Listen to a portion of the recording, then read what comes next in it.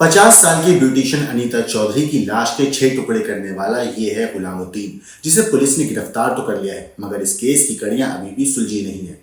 जोधपुर में beauty parlour चलाने वाली महिला अनीता चौधरी की हत्या के बाद रिश्तेदार की अलग अलग मांगों को लेकर वो धरने पर बैठे हैं। जोधपुर के वो कुड़ी हाउसिंग बोर्ड में रिश्तेदार जो है धरने पर बैठे हुए हैं। फिलहाल इस मामले में प्रशासन के साथ रिश्तेदारों की सहमति नहीं बन पा रही है। ऐसे में पुलिस की तरफ से धरना स्थल पर पोस्टमार्टम करवाने को लेकर फिर से नोटिस दिया गया है।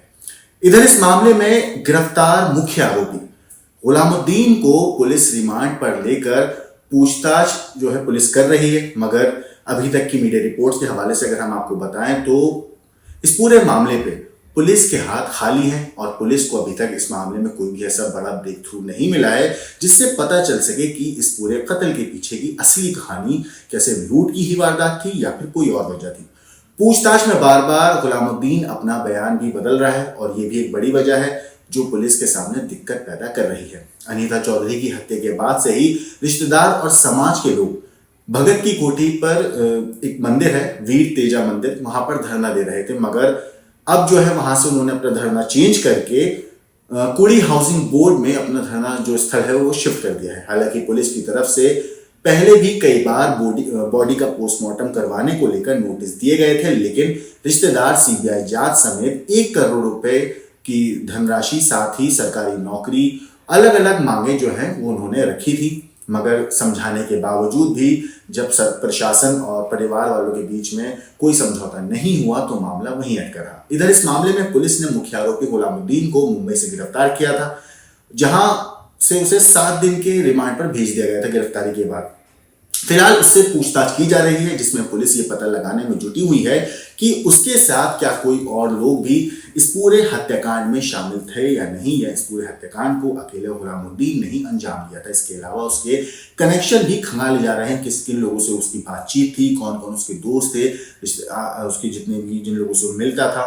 हालांकि पुलिस की तरफ से इसको लेकर कोई भी आधिकारिक जानकारी नहीं दी जा रही है। इस मामले में मरहूम अनीता के परिवार की तरफ से सीबीआई जांच, जैसे कि मैंने आपको बताया, मुआवजा राशि देने समेत अलग अलग मांगों को लेकर 13 दिन से वो लोग धरना दे रहे हैं। अभी तक प्रशासनिक स्तर पर कोई सहमति इन लोगों की नहीं बन पा रही है। इधर जो है जांच में सहयोग नहीं करने को लेकर भी अभी तक पुलिस तकरीबन 11 दिनों में 11 नोटिस अनीता के परिवार को दे चुकी है। पहला नोटिस 2 नवंबर को दिया था। इसके बाद लगा था कि मामला जो है सुलझ जाएगा और इन लोग दोनों पुलिस और परिवार वालों के बीच में कोई समझौता होगा, पोस्टमार्टम की रिपोर्ट भी बन जाएगी पोस्टमार्टम होने के बाद, लेकिन ऐसा कुछ हुआ नहीं। नोटिस में मृतका के पति को जांच में सहयोग करने की बात कही गई है। जो पुलिस ने 11 नोटिस दिए हैं अनीता के परिवार वालों को, पुलिस के मुताबिक गिरफ्तार जो है गुलामुद्दीन मुलजिम जो है उसकी तरफ से जो बयान दिए जा रहे हैं उनकी पुष्टि के लिए जांच में सहयोग बहुत ज्यादा जरूरी है, जिसमें मरहूम के पति यानी कि अनीता के जो पति हैं मनमोहन, उनकी तरफ से पुलिस का आरोप है कि सहयोग नहीं किया जा रहा है। अनीता हत्याकांड के 13 दिन बाद भी पुलिस के लिए एक सबसे बड़ी चुनौती जो है वो यही बात बनी हुई है कि अभी तक इसमें तफ्तीश ठीक तरीके से हो ही नहीं पा रही है। पुलिस अब तक आरोपी गुलामुद्दीन से पूरा सच नहीं उगलवा पाई है। हत्याकांड की गुत्थी सुलझना तो दूर, अभी तक पुलिस और परिवार के बीच शव की शिनाख्त, मौका मुआयना, बयान और पोस्टमार्टम की जद्दोजहद ही चल रही है। दैनिक भास्कर की एक रिपोर्ट के मुताबिक पोस्टमार्टम नहीं करवाने के लिए अड़े रिश्तेदार पुलिस पर सवाल उठा रहे हैं। उधर पुलिस बार बार सफीना नोटिस देकर रिश्तेदारों से जांच में सहयोग की मांग कर रही है। इन सारे जितनी भी रुकावटें आ रही हैं पुलिस के सामने, वो सारी रुकावटें पुलिस की जांच पर भी असर डाल रही हैं। उधर मरहूम अनीता चौधरी के बेटे राहुल ने हालांकि इस पूरे मामले पर कहा है कि अपनी मां की अंगूठी के आधार पर उन्होंने शव की शिनाख्त की थी। दैनिक भास्कर की एक रिपोर्ट है जिसमें उन्होंने ये चीज लिखी है कि जो राहुल है बेटा, उसका यही कहना है कि जो मां के शव की शिनाख्त हुई थी वो अंगूठी से उन्होंने करी थी। हालांकि मौके पर पुलिस ने पोस्टमार्टम के फॉर्म पर साइन करवाए थे। ये सब बेटे के आरोप हैं। बेटे ने यह भी कहा, इसमें 2 गवाहों के नाम पते भी दिए थे। इसके बाद भी पुलिस ने शव का पोस्टमार्टम नहीं करवाया है। पुलिस चाहती तो उसी वक्त पोस्टमार्टम करवा देती, लेकिन ऐसा नहीं किया गया। अब बार बार पोस्टमार्टम करवाने के लिए दबाव बनाया जा रहा है। वहीं सरदारपुरा के जो थानाधिकारी हैं, जो इस पूरे मामले के जांच अधिकारी भी हैं, दिलीप सिंह शेखावत, उनका इस पूरे मामले पर कहना है कि हम पहले दिन से कह रहे हैं कि रिश्तेदार सहयोग करें। जो रिश्तेदार हैं उन्होंने ना तो शव की शिनाख्त की है और ना ही बयान देने वो आए हैं। मौका मुआयना भी नहीं करवाया है। मामला दर्ज करवाने के बाद परिजन हमारे पास आए भी नहीं है। ये सब कहना है जो जांच अधिकारी हैं इस केस के उनका। इस मामले में पूरी जांच पड़ताल रिश्तेदारों के सहयोग के बिना ही अभी तक हो रही है, ऐसा रिपोर्ट में कहा जा रहा है। पुलिस अपने स्तर पर जांच कर रही है। रिमांड के 3 दिन अब जो है गुलामुद्दीन के गुजर चुके हैं। जो 7 दिन की रिमांड मिली थी, 7 तारीख को गिरफ्तार करने के बाद जोधपुर लाया गया था गुलामुद्दीन और फिर रिमांड दी गई थी। तो उस रिमांड के 7 दिन की रिमांड जो थी उसके 3 दिन गुजर चुके हैं और पुलिस खाली हाथ है। वारदात का सच तो दूर, हथियार तक पुलिस ने अभी तक बरामद नहीं किए। इस केस में पुलिस ने शव मिलने के साथ ही गुलामुद्दीन की पत्नी आबिदा को हिरासत में लिया था, फिर तुरंत ही मामले में लूट की कहानी सुना दी थी। लेकिन अनीता के पति और सुमन, जो अनीता की सहेली थी, उनकी कॉल रिकॉर्डिंग सामने आने के बाद मामला पूरा चेंज हो गया था, क्योंकि उसमें तैयब हुसैन का नाम था। फिर पुलिस गुलामुद्दीन को पकड़ने में जुट गई और उसे मुंबई से पकड़कर जोधपुर ले आई। अब उसे रिमांड पर लिए वो 3 दिन हो चुके हैं, लेकिन पुलिस का जो अभी तक जांच का जो नतीजा है वो सिफर ही है। पुलिस अब तक वारदात की जो कड़ियां हैं उन्हें जोड़ ही नहीं पाई है, जबकि 4 एसीपी जांच में इसमें जुटे हुए हैं। मगर जो सवाल है वो अभी तक नहीं पता है। सबसे बड़ा सवाल तो यही है जिसके जवाब पुलिस को ढूंढने हैं कि जिस हथियार से अनीता की लाश के 6 टुकड़े किए, पुलिस उसका अभी तक क्यों नहीं पता लगा पाई है। वो आखिर है कहाँ, टुकड़े किस चीज हथियार से किए गए, अभी तक यही नहीं पता चला है। पहले लूट मान रही थी पुलिस इस पूरे केस को। अब संदेह है कि गुलामुद्दीन जो है हत्या कबूल तो कर ली है, लेकिन कहीं मकसद कुछ और तो नहीं था। अन्य आरोपी हैं इसमें या नहीं, कोई और भी इसमें मदद की है किसी ने गुलामुद्दीन की या नहीं की है, ये भी नहीं पता। अगर लूट की थ्योरी माने तो हत्या के वक्त अनीता ने उतने गहने पहने ही नहीं थे। उसके गले में मुश्किल से एक चेन थी, एक आध सोने की चूड़ियाँ थी, उससे ज़्यादा कुछ था ही नहीं। इतनी बड़ी वारदात सिर्फ चेन के लिए तो कोई करेगा नहीं। मुंबई जाकर 31 अक्टूबर को गुलामुद्दीन वापस जोधपुर आया, लेकिन उसे सरगर्मी से तलाश रही पुलिस को भनक तक नहीं लगी, ये भी पता चला है। मगर सोचिए, पुलिस अभी तक खाली हाथ ही है इस पूरे केस में। जहां शव गाड़ा गया था, अनीता का मोबाइल भी वहीं था, लेकिन पुलिस को लाश तो मिल गई थी, उस वक्त मोबाइल नहीं मिला था। लेकिन पुलिस को उस वक्त तो नहीं मिला, लेकिन पूछताछ के बाद पता चला, तब जाके मोबाइल की वहां से उस गड्ढे से मोबाइल को निकाला गया। मुआवजे और बाकी मांगों को लेकर भी परिवार 13 दिन से धरना करके बैठा हुआ है। इस मामले में मृतका अनीता के परिवार की तरफ से सीबीआई जांच, मुआवजा राशि देने समेत अलग अलग मांगे हैं जो उन्होंने प्रशासन के सामने रखी हैं और इन्हीं मांगों को लेकर परिवार 13 दिन से धरना दे रहा है। अभी तक प्रशासनिक स्तर पर कोई सहमति ही नहीं बन पाई है, ना तो अनीता के परिवार के बीच में और ना ही प्रशासन के बीच में। इतना ही नहीं, इस पूरे मामले को लेकर पुलिस ने पहले नोटिस 2 नवंबर को दिया था। इसके बाद से हर रोज एक नोटिस अनीता के परिवार को दिया जा रहा है। नोटिस में मरहूम के पति को अनुसंधान यानी कि जांच में सहयोग करने की बात कही जा रही है। पुलिस के मुताबिक गिरफ्तार गुलामुद्दीन की तरफ से जो बयान दिए जा रहे हैं उनकी तब तक पुष्टि नहीं कर सकते हैं जब तक पूरी तरीके से परिवार सहयोग नहीं करेगा, क्योंकि परिवार अगर सहयोग करेगा तो जांच में और ज्यादा मदद मिलेगी। जब तक जांच सही तरीके से नहीं हो सकती तो गुलामुद्दीन कुछ भी बयान दे दे, उसको क्रॉस एग्जामिन कैसे करेंगे। 11 नोटिस जैसा कि मैंने आपको बताया इस पूरे मामले में अभी तक अनीता के परिवार वालों को दिए जा चुके हैं, मगर परिवार का सिंपल कहना है कि जब तक मांगे पूरी नहीं होंगी तब तक हम इस पूरी चीज पर कोई भी सहमति नहीं देंगे। मगर आपको अगर मैं गुलामुद्दीन के बारे में बताऊं तो इस पूरे मामले में 8 नवंबर को गुलामुद्दीन को जोधपुर लाया गया था मुंबई से।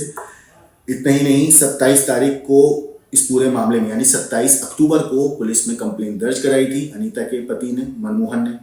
23 अक्टूबर को इस पूरे हत्याकांड से, जब वो 26 अक्टूबर को भी हत्याकांड हुआ उससे 3 दिन पहले गुलामुद्दीन ने गंगाना जो उसका घर है जहाँ ये पूरा कत्ल हुआ कहा जा रहा है, वहां पर 3 दिन पहले इस हत्याकांड से गुलामुद्दीन ने तकरीबन जेसीबी से 10 से 12 फीट का गड्ढा खुदवाया था। और उसके बाद 26 अक्टूबर को उस गड्ढा खुदने के 3 दिन के बाद अनीता सुबह 12 बजे के आसपास अपने ब्यूटी पार्लर आई थी। वहां से वो अपने ऑटो में बैठकर गंगाना गई। सिर्फ एक यही फुटेज था सीसीटीवी का जिसमें देखा जा सकता है कि अनीता बाकायदा अपनी मर्जी से ऑटो में बैठती हैं, हाथ में थैला था, और उसके बाद वहां से वो गंगाना जो है चली जाती हैं।